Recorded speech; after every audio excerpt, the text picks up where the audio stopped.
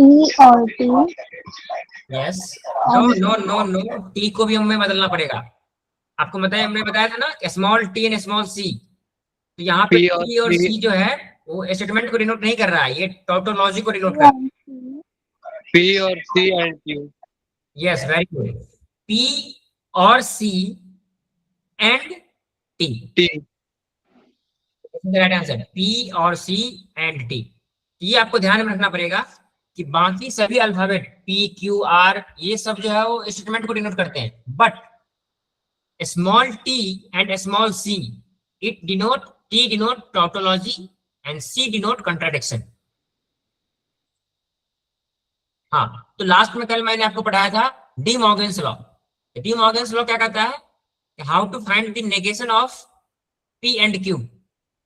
So negation P and Q will be negation P or negation Q. very good. So negation of P and Q will be negation of P or negation of Q. And second De Morgan's law मैंने बताया था आपको और statement के लिए। So negation of P और Q इसका क्या होगा? Negation P and negation Q. Yes, very good. So this negation will be negation of P and negation of Q. Okay. What is the logical negation of the implication? ये कल हम last में पढ़े थे ना, negation of implication and by implication। इसका answer क्या होगा? P implies Q का negation क्या होगा? Negation P and negation Q or Q and negation P. और कोई? वो आपने दूसरे का बताया, ये जो आप बता रहे हैं वो इसका नहीं है। तो this will B only this P and negation of Q। देखो ये मैं क्या पूछ रहा हूं कि जब भी इस प्रकार के दिए जाए ना, सिंपल है कि P implies Q means if P then Q। अगर इसका हमें नेगेशन निकालना है ना, क्या करेंगे, P एंड जो सेकेंड स्टेटमेंट है उसका नेगेशन लेंगे बस। जो आप बता रहे हो ना वो बाय इंप्लीकेशन का है। So the negation of P implies Q will be equals to P and negation of Q. हाँ, अब बताओ what will be the negation of this biconditional statement? P if and only if Q। तो यहां पे हमें दो condition आ जाएंगे, P if and only if PQ का मतलब होता है P implies Q and Q implies P। और हम फिर क्या करेंगे, दोनों का नेगेशन ले लेंगे, तो ये हो जाएगा P and negation of Q और Q and negation of P। So this is the negation of a biconditional statement। यहीं तक कल हम पढ़े थे। आज ये हमारे आज की टॉपिक का है, तो अब हम चलते हैं आज के नए टॉपिक्स पे।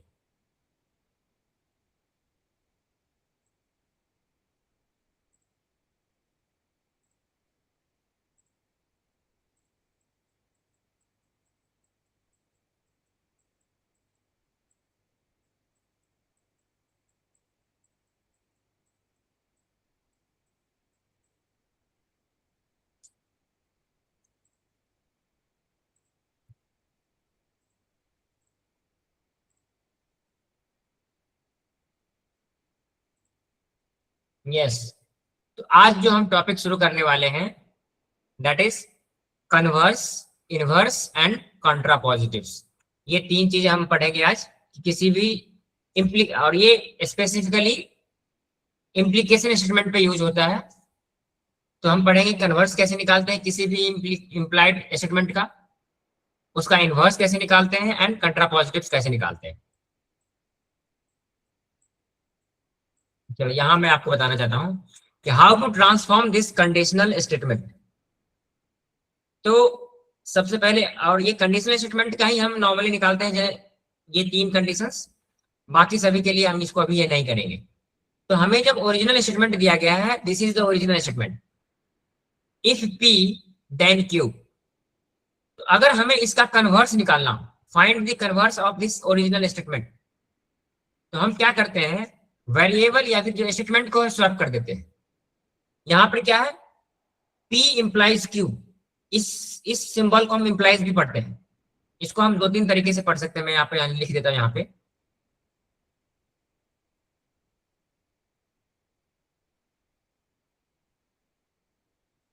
इफ P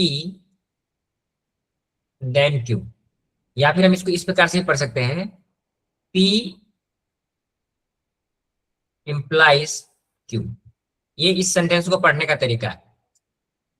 तो if I ask you find the converse of this statement, तो किसी भी स्टेटमेंट का कन्वर्स निकालने के लिए हम क्या करते हैं, उसके स्टेटमेंट को के पोजीशंस को इंटरचेंज कर देते हैं।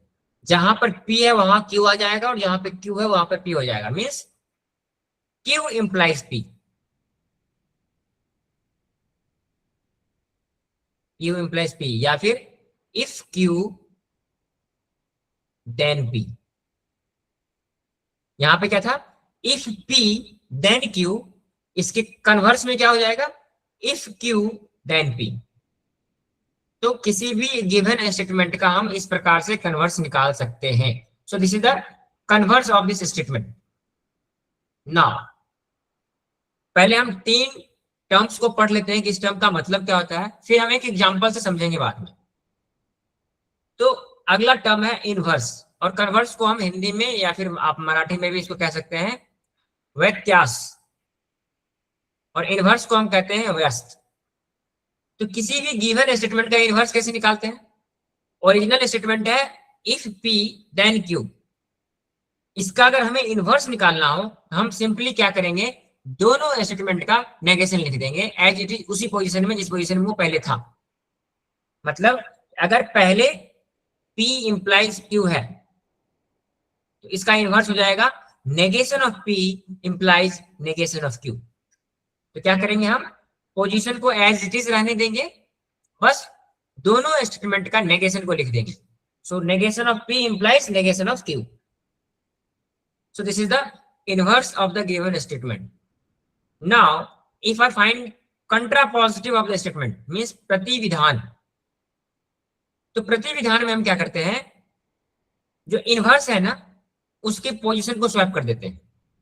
या फिर आप इस प्रकार से कह सकते हो, original statement is given if P then Q। तो आप क्या करेंगे, कॉन्ट्रापॉजिटिव फाइंड आउट करने के लिए पहले दोनों के पोजीशन को चेंज करेंगे और फिर दोनों में नेगेशन लगाएंगे। मींस ये क्या हो जाएगा, अगर इसका हम पोजीशन चेंज करें, so this will become if Q then P, ये हो जाएगा हमारा कन्वर्स। अब हम जब कन्वर्स का नेगेशन ले लेंगे, means negation of Q and negation of P, so this will be the contrapositives. तो ये 3 केस आपको याद रखना है। सबसे पहले कन्वर्स में हम क्या करते हैं, कन्वर्स में हम क्या करते हैं, वेरिएबल को स्वैप कर देते हैं।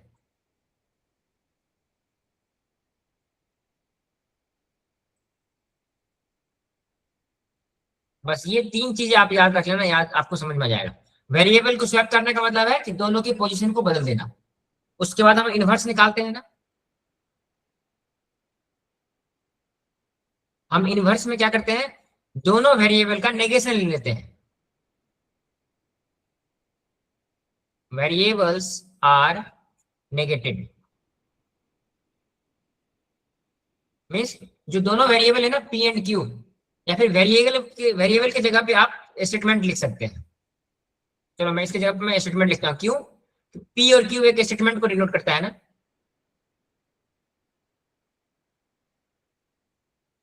आप इसको इस प्रकार से लिख लीजिए अपने कॉपी में, तो याद रहेगा।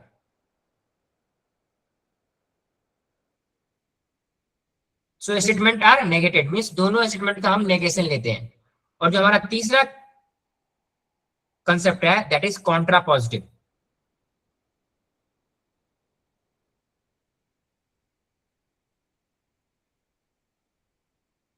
कॉन्ट्रापॉजिटिव में हम क्या करते हैं कि पहले स्टेटमेंट को स्वैप करते हैं और फिर उसका नेगेशन लेते हैं। सो स्टेटमेंट स्वैप,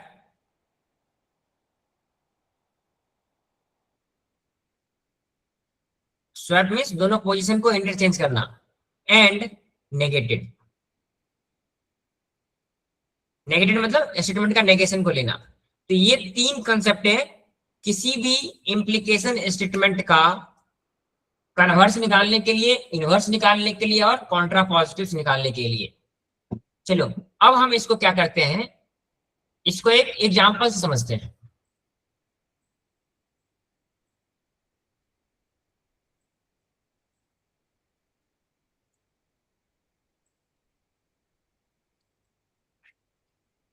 सुशी, यहाँ पे आपको वही कंसेप्ट लिखकर बताया गया है कि for implication statement P implies Q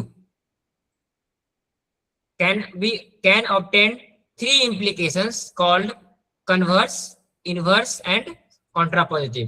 So converse is Q implies P, P implies Q का converse क्या हो जाएगा, Q implies P.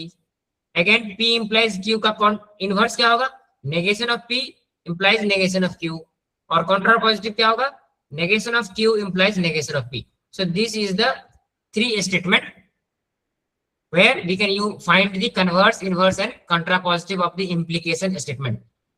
For example, suppose P statement, it rains today,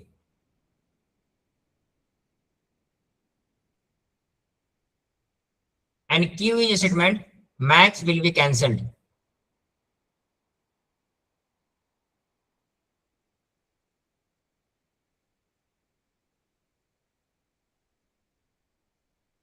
अगर हम इस दोनों स्टेटमेंट को इम्प्लीकेशन में लिखें, ये क्या होगा, P implies Q means if P then Q. अगर हम इसको स्टेटमेंट में लिखेंगे तो ये क्या हो जाएगा, if it rains today,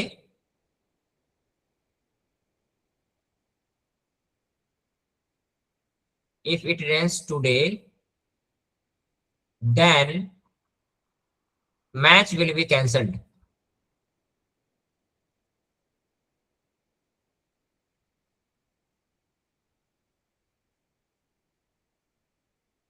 मतलब अगर आज बारिश हुई तो मैच रद्द कर दिए जाएंगे, ये हमारा ओरिजिनल स्टेटमेंट है। अगर हमें इस स्टेटमेंट का कन्वर्स निकालना हो,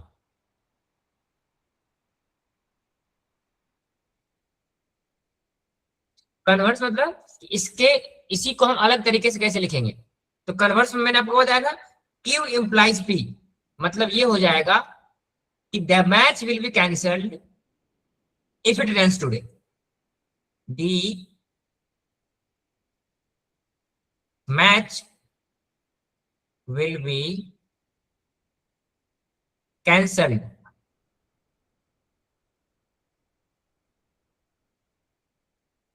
इस, यहां पे मैं इफ लगा दूं, if the match is cancelled, इसको अगर हमें सही इंग्लिश को अगर सही ठीक से लिखना पड़ेगा हमें, इसका कन्वर्स हो जाएगा if the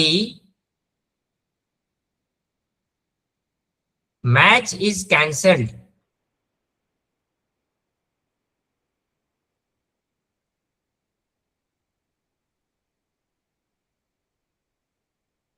then it is raining today.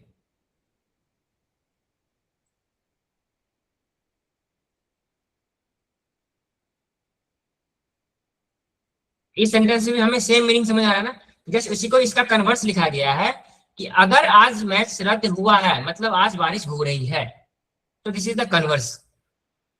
Second हमने क्या पढ़ा, इनवर्स। इनवर्स में मैंने आपको क्या बताया, negation of P implies negation of Q, इसका इनवर्स क्या होगा, इनवर्स में हमें नेगेशन ऑफ P लिखना पड़ेगा। तो P क्या, इट रेन्स टुडे, ये हो जाएगा if it doesn't rain today,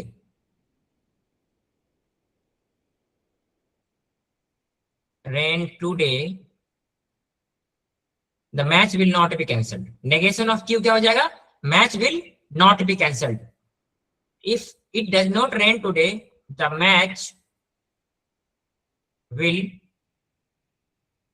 not be cancelled.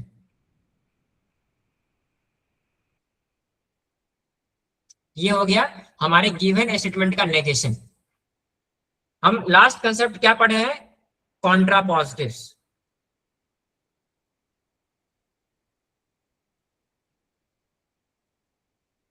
मैं आपको इस सेंटेंस से ये बताना चाह रहा हूँ कि कन्वर्स का क्या मतलब होता है, इनवर्स का क्या मतलब होता है, और कंट्रा पॉजिटिव का क्या मतलब होता है। तो कंट्रा पॉजिटिव क्या हो जाएगा, negation of Q, that is negation of Q implies negation of P. Q क्या है, मैच विल बी कैंसल्ड, तो इसका क्या हो जाएगा, negation of Q, match will not be cancelled. So if negation of q, so if match is not cancelled, if match is not cancelled, then it is not running today, then it is negation of p it runs today, तो negation of p क्या हो जाएगा, it doesn't run today, then it is not running today.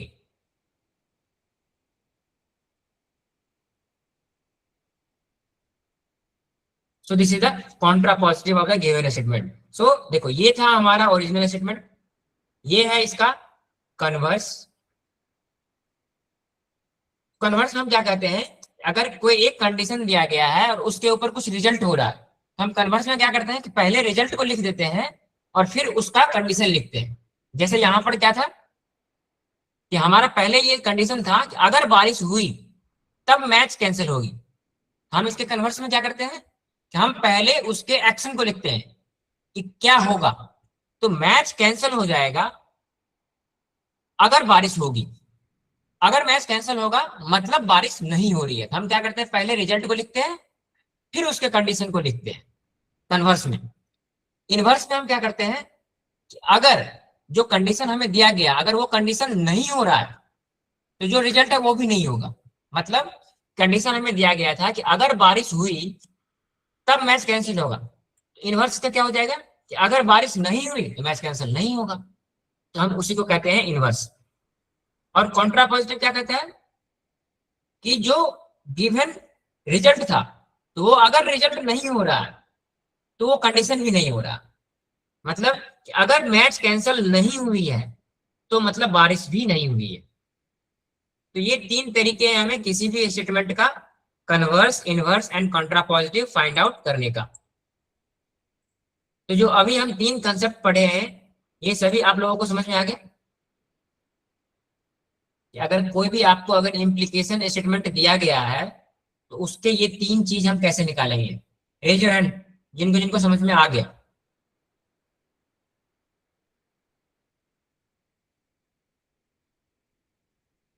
ओम समझ में आया?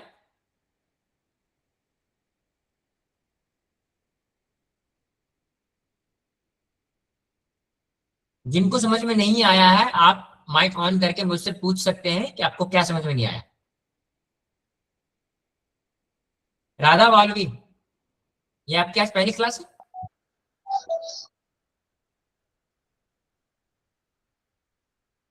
या श्रुतिका आपको कुछ पूछना है? सर एक बार फिर से रिपीट कर दो ना सब। अच्छा सबको फिर से रिपीट कर दूं, चलो मैं एक बार दोबारा समझाता हूँ इसको। देखो मैंने आपको पहले ये बताया, जैसे एक आपको इम्प्लीकेशन स्टेटमेंट दिया गया है P इंप्लाइज Q, मीन्स एक स्टेटमेंट दिया गया है और उसका एक कंडीशन दिया गया है। जैसे स्टेटमेंट मैंने यहाँ पर आपको बताया ना कि सपोज P एक स्टेटमेंट है, इट रेन्स टुडे, मतलब आज बारिश होगी। चलो इसको अच्छे से लिख के बताता हूँ।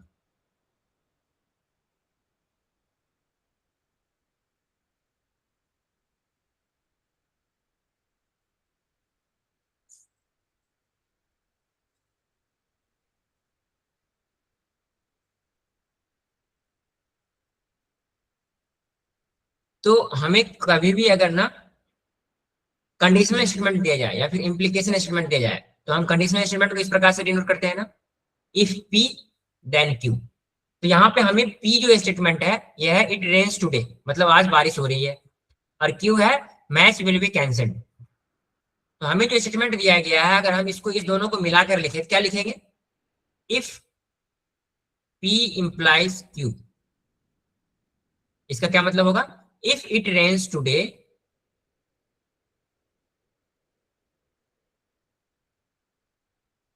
The match will be cancelled.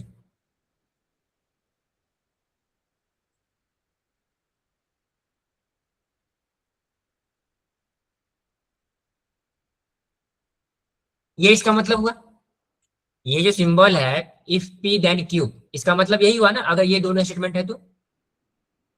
अब मैंने आपको पहला कंसेप्ट बताया कि अगर कोई स्टेटमेंट इस प्रकार से दिया गया है P इंप्लाइज Q, हमें इसका तीन चीजें निकालना है। पहला क्या निकालना है? Converse.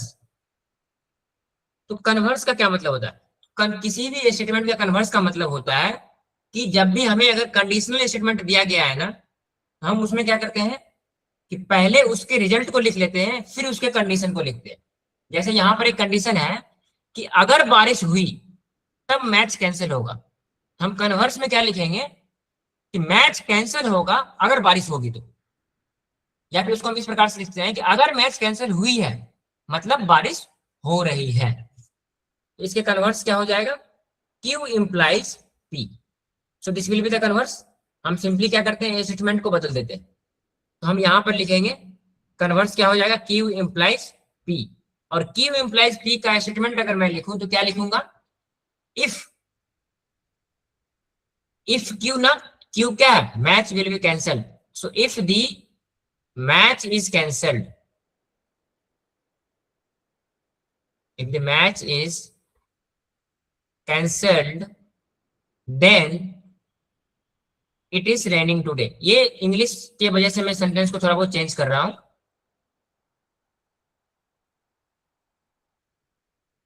It is raining today. तो कन्वर्ट ये हो गया हमारा कन्वर्स। कन्वर्स में हम क्या करते हैं, मतलब जो स्टेटमेंट के पोजीशंस को बदल लेते हैं। मतलब जो रिजल्ट है उसको हम पहले लिखते हैं और जो गिवन कंडीशन है हम उसको बाद में लिखते हैं। मतलब हम इस प्रकार से समझते हैं, ओरिजिनली हमें दिया गया था कि अगर बारिश होगी तब मैच कैंसिल होगी। तो कन्वर्स में हम क्या समझेंगे, अगर मैच कैंसिल हुई है मतलब आज बारिश हो रही है। सो this is the converse. Now second statement हम क्या पढ़े? इनवर्स। तो किसी भी कंडीशनल स्टेटमेंट का हम इनवर्स कैसे निकालते हैं? Negation of P implies negation of Q। मतलब कि जैसे हमें कंडीशन क्या दिया गया था कि अगर बारिश होगी तब मैच कैंसिल होगी। तो इनवर्स में हम क्या करेंगे, हम ये लिखेंगे अगर कंडीशन सेटिस्फाई नहीं हो रहा है तो रिजल्ट भी नहीं होगा। मतलब कि अगर बारिश नहीं हो रही है तो मैच भी कैंसिल नहीं होगा। तो यहां पर क्या हो जाएगा? Negation of P implies negation of Q। तो ये स्टेटमेंट क्या हो जाएगा? If it does not rain today, just wait for minute.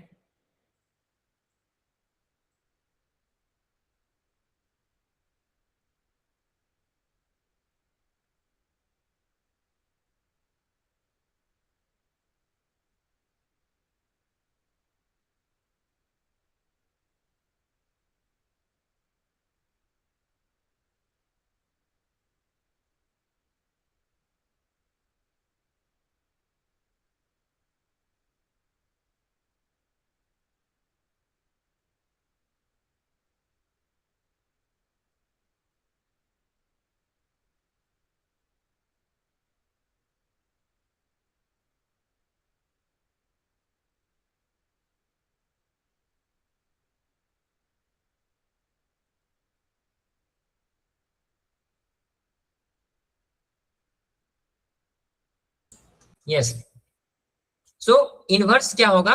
Negation of P implies negation of Q। तो नेगेशन ऑफ क्या है? P है it rains today. If it does not rain today, if it doesn't rain today the match will not be cancelled. Negation of Q क्या होगा? Match will be cancelled क्या हो जाएगा? Match will not be cancelled, match will not be cancelled. चलो इसी प्रकार से अब लास्ट क्या हम पढ़े हैं? Contra positive.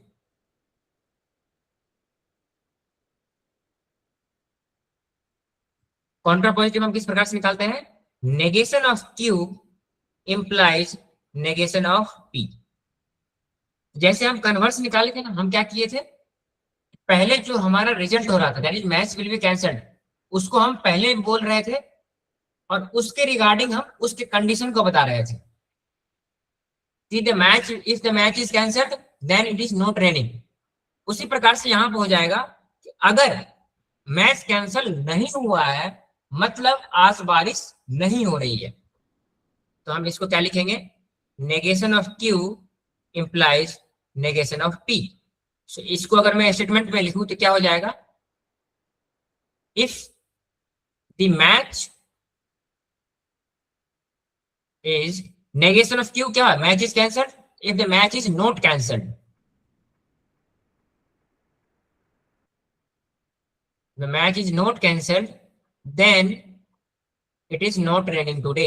Negation of P, it rains today, it is not raining today.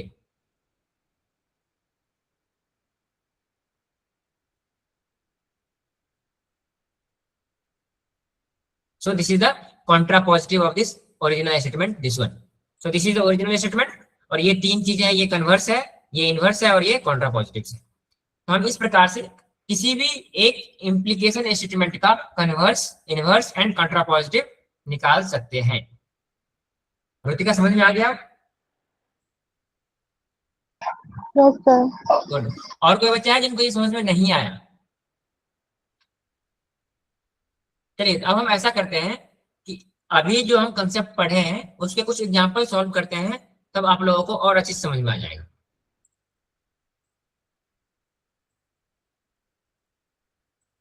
तो चलो पहला एग्जांपल है फाइंड द नेगेशन। तो नेगेशन, हाँ अभी हम क्या करेंगे, कल जो हम पढ़े थे ना कि किसी भी स्टेटमेंट का नेगेशन निकालना और किसी भी कंपाउंड स्टेटमेंट का नेगेशन निकालना, हम दोनों का एक कुछ एग्जांपल सॉल्व करेंगे। देखो सबसे पहला क्वेश्चन है 3 + 3 इज लेस देन 5 और 5 + 5 is equal to 9। So this is a statement और ये कंपाउंड स्टेटमेंट है।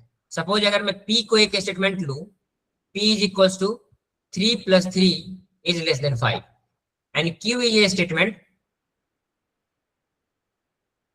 5 + 5 इज इक्वल टू 9 और हमें एक कंपाउंड स्टेटमेंट दिया गया है P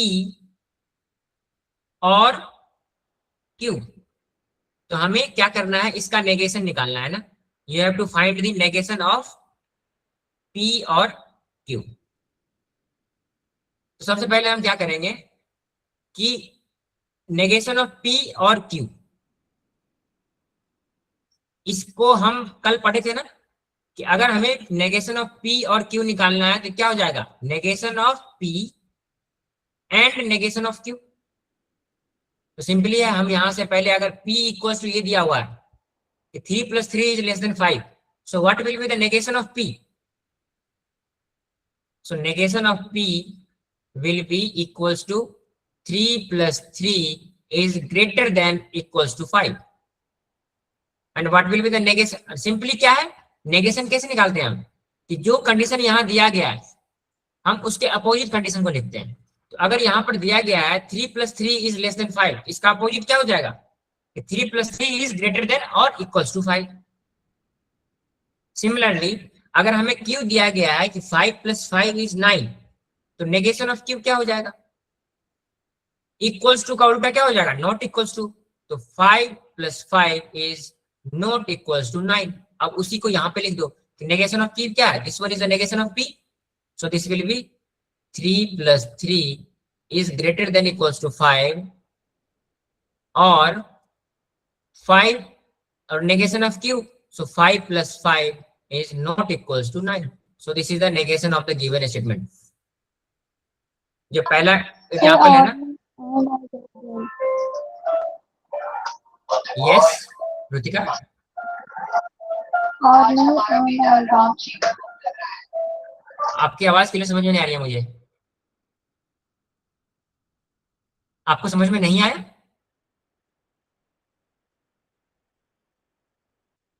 Rutika repeat your question.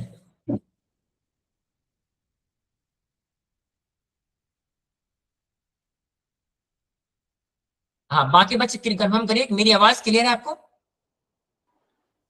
Yes sir clear है। Okay okay okay. अच्छा अच्छा, आप कह रहे हो और नहीं एंड आएगा, yes yes yes, very good. तो यहाँ पे ये और नहीं आएगा, ये एंड होगा, क्योंकि हम जब भी नेगेशन लेते हैं ना तो हम नेगेशन में एंड लिखते हैं। Very good Ritika. So negation is negation of p and negation of q. तो negation of p is 3 plus 3 is greater than 5 and 5 plus 5 is not equals to q, not equals to 9. चलो next statement.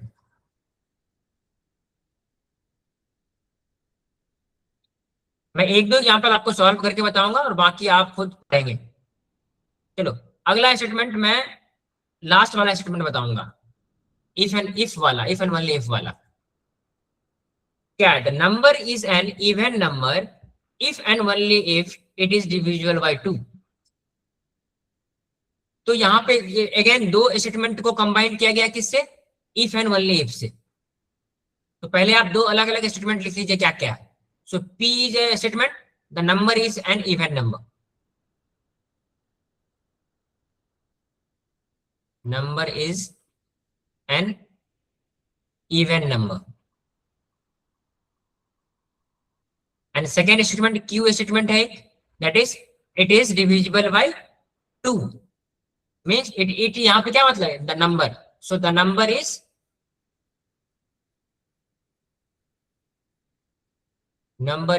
divisible by 2।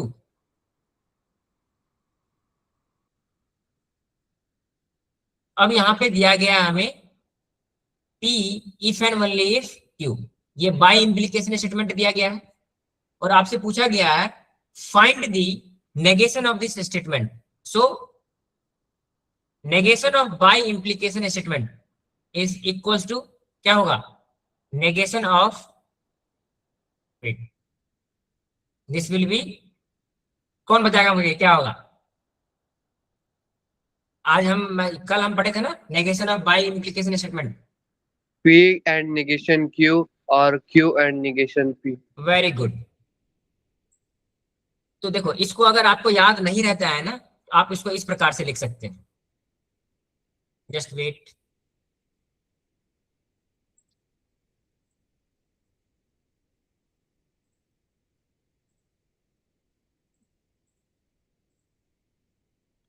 अगर इसको break down करें, हम इसको इस प्रकार से भी लिख सकते हैं कि P इंप्लाइज Q का मतलब होता है P if and only if Q है ना, इसका मतलब होता है P implies Q and Q implies P। अब क्या करेंगे? हम इस होल स्टेटमेंट का नेगेशन लेंगे। So we will take the negation of this. So negation of this will be negation of P implies Q or negation of Q implies P. अब इस दोनों का सेपरेट नेगेशन निकाल लो। तो P implies Q का negation क्या होता है? P and negation of Q, यही होगा ना? और Q and negation of P। क्या ये सही है? सही है या गलत है? आप मुझे बताइए। जो मैं फॉर्मूला स्क्रीन नहीं दिख रही। क्या? स्क्रीन नहीं दिख रही। ओ स्क्रीन नहीं दिख रहा, वेट वेट वेट वेट।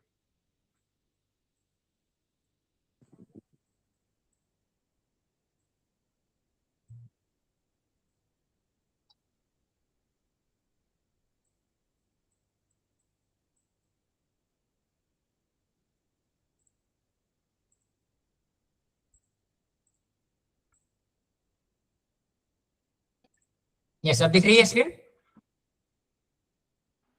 अब दिख रही। Yes. So this is the final to find the negation of P if and only if Q. That is P and negation of Q or Q and negation of P.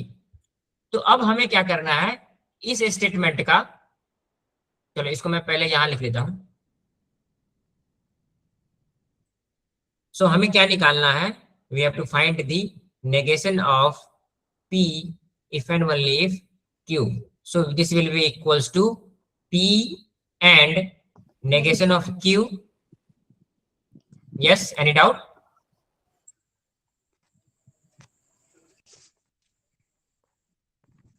यहाँ तो चालू तो शैलेश, आपको कुछ पूछना है?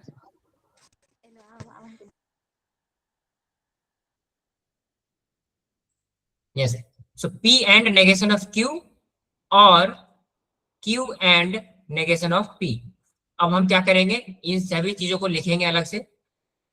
P हमें पता है, नेगेशन ऑफ Q पहले लिख लेते हैं। So negation of Q will be the number is divisible by 2। तो नेगेशन ऑफ Q क्या हो जाएगा? The number is not divisible by 2। The number is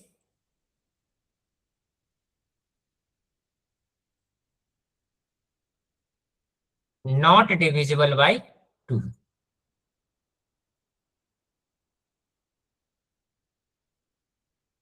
and negation of P क्या हो जाएगा? अगर P the number is an even number, तो even number का उल्टा क्या होता है? Odd number. So the number is an odd number. The number is an odd number. आप क्या करिए, इनकी जगह P की जगह पे ये स्टेटमेंट लिख दो। ये क्या है? सिंबल एंड का है, and negation of Q, this statement. Similarly और ये सिंबल है और का, और Q की जगह पे ये Q स्टेटमेंट, और नेगेशन ऑफ P की जगह पे ये स्टेटमेंट। तो इस प्रकार से आप लोगों को नेगेशन ऑफ दिस स्टेटमेंट मिल जाएगा, और वो फाइनली क्या हो जाएगा? देखो यहां पर देखो, a number is an even but not divisible by 2, और number is divisible by 2 but not even.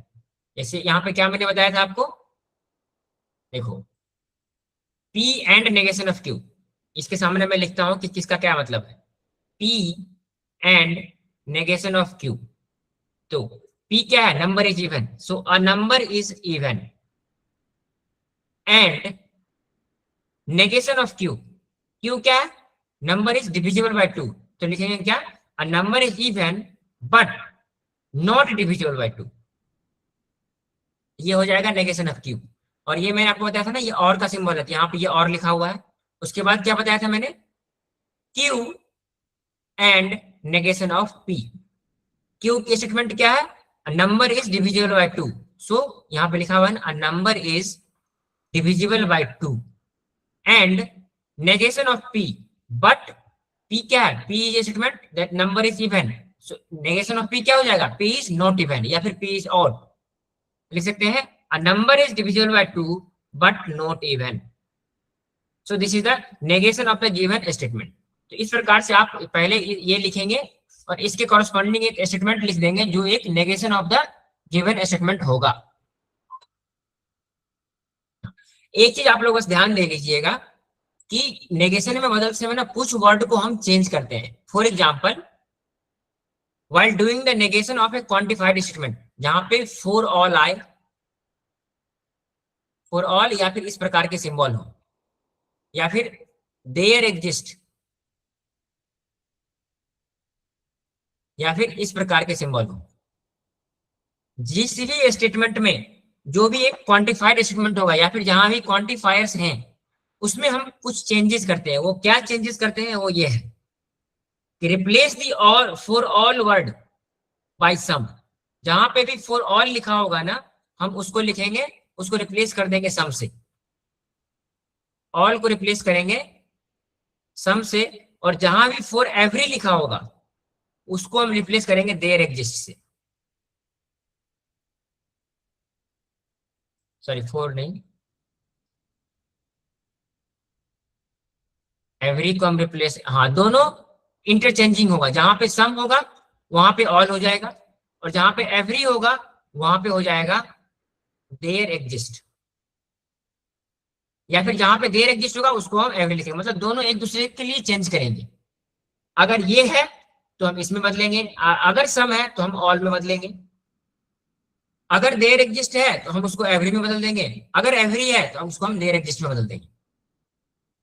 चलो इसके रिलेटेड हम कुछ क्वेश्चन सॉल्व करके देख लेते हैं, फिर हमें क्लियर समझ में आ जाएगा। जैसे फॉर एग्जाम्पल यहाँ पे देखो एक स्टेटमेंट दिया गया है, all natural numbers are rational numbers. हमें इसका नेगेशन लिखना है। तो मैंने बताया था ना कि जहां पे ऑल होगा वहां पे सम लिखना है। तो इसका नेगेशन क्या हो जाएगा, सम नेचुरल नंबर्स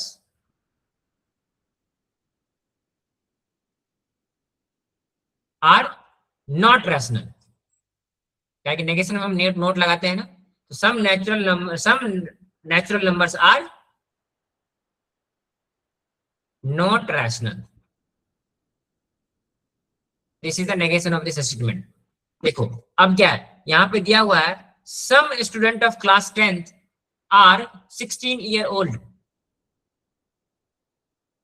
तो इसका हमें नेगेशन लिखना है ना, तो नेगेशन के लिए क्या करेंगे, no some student of class 10th are 16 year, मतलब कि क्लास 10th के कुछ बच्चे ऐसे हैं जिनकी उम्र 16 साल है। तो अगर हमें इसका नेगेशन बोलना होगा, मतलब अगर इसका हमें नेगेटिव बोलना होगा, हम क्या कहेंगे कि एक भी बच्चा ऐसा नहीं है जिनकी उम्र 16 साल है। तो हम इसका नेगेशन कैसे लिखेंगे, no student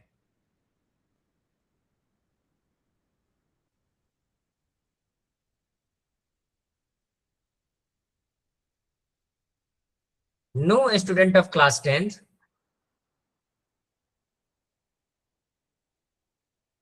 as 16 year old.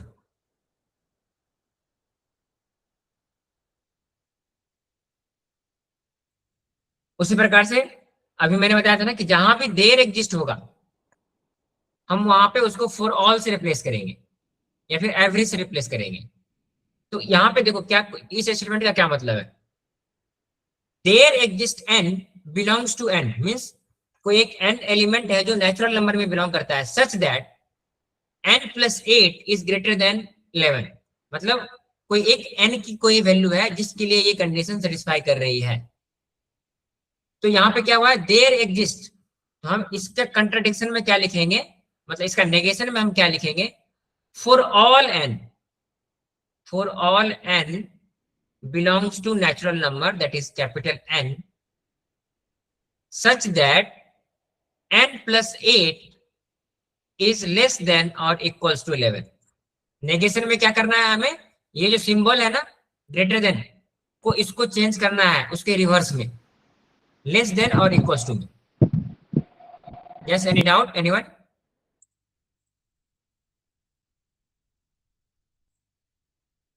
Now the last statement, यहां पे क्या दिया हुआ है, for all, so for all x belongs to n 2x+1 is odd. तो हम यहाँ पे जैसे ही फॉर ऑल है हम इसको रिप्लेस कर देंगे देयर एग्जिस्ट से। हम इसको क्या लिखेंगे, there exist x belongs to n such that, अब यहाँ पे क्या है 2x+1 इज ऑड, तो हम लिख देंगे 2x+1 इज नॉट ऑड। ये आपको ध्यान रखना है कि देयर एग्जिस्ट के सिंबल को हम फॉर ऑल में चेंज करते हैं और फॉर ऑल को हम देयर एग्जिस्ट में चेंज करते हैं। ये चीजें आपको ध्यान रखना है जब भी आप एक क्वांटिफायर स्टेटमेंट का नेगेशन लिख रहे होंगे।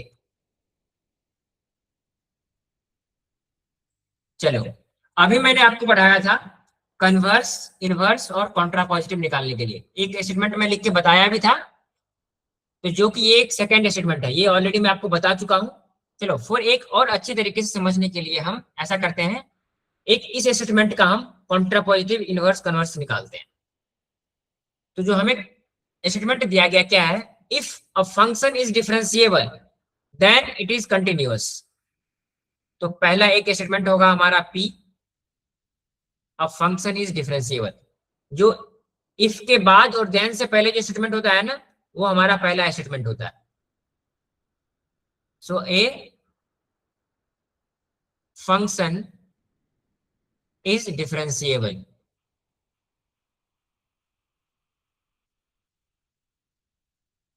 और जो सेकेंड स्टेटमेंट है, it is continuous means the function is continuous. Q is second statement that a function is continuous। तो हमें क्या दिया गया है, if P then Q। तो ये वो तो ये गिवन स्टेटमेंट है, हमें निकालना क्या है, सबसे पहले कन्वर्स निकालना है। कन्वर्स हम कैसे निकालते हैं, that is if Q then P। If Q, अच्छा रुको एक काम करता हूं मैं, हाँ चलो इसको पहले लिख लेते हैं। इफ क्यू देन पी का क्या मतलब है कि हमें पहले बताना है if a function is continuous then P, P क्या है, a function is differentiable. So if function is continuous then it is differentiable. इसका स्टेटमेंट क्या हो जाएगा, if a function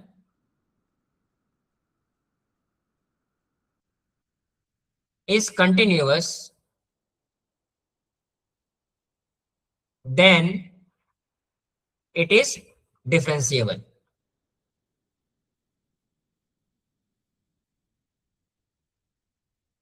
So this is the converse of this given statement, that is P implies Q. Second हमें क्या निकालना है, inverse. Inverse हम कैसे निकालते हैं किसी भी गिवन स्टेटमेंट का, negation of P implies negation of Q। Means जो भी स्टेटमेंट दिया गया है दोनों के हम नेगेशन को लिखेंगे। अगर P एक स्टेटमेंट है, ए फंक्शन इज डिफरेंशिएबल, तो what will be the negation of P? Negation of P will be a function is not differentiable. तो यहां पे क्या हो जाएगा, if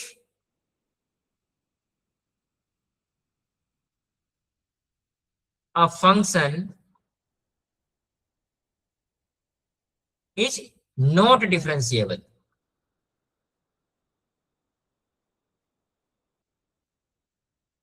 then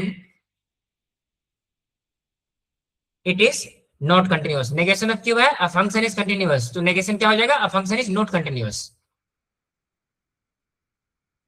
so then it is not continuous।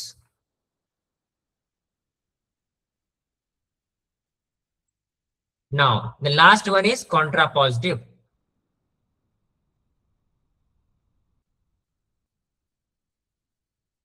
contrapositive मैंने आपको बताया था ना, negation of Q implies negation of P। तो नेगेशन ऑफ क्यू क्या हो जाएगा, अ फंक्शन इज नॉट कंटिन्यूअस, तो यहां पे क्या होगा, if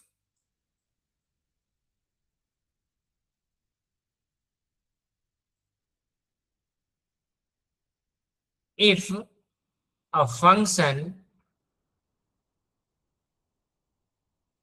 is not continuous then negation of P is a function is not differentiable, so then it is not differentiable।